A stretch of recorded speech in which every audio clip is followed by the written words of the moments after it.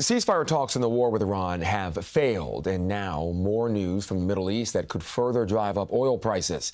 U.S. Central Command says they will begin a blockade of Iranian ports at the direction of President Trump at 10 a.m. tomorrow. That includes the Strait of Hormuz, through which about 20% of the world's oil passes. Taurean has the latest from Washington.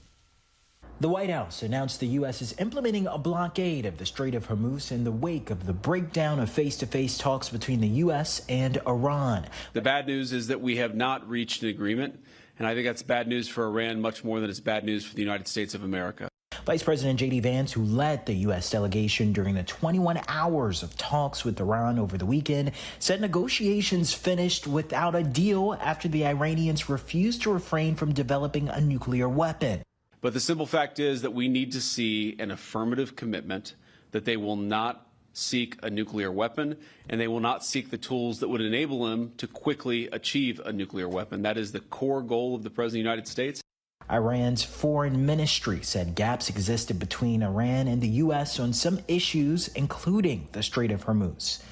Iran has sought to charge a toll on vessels seeking passage through the strait, prompting President Trump to announce a blockade. In a phone interview on Fox News Sunday, President Trump said the blockade will be similar to the one recently implemented in Venezuela. But we're putting on a complete blockade.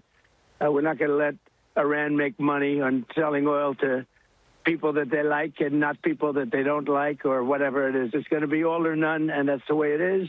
And it'll be, you saw what we did with Venezuela. It'll be something very similar to that.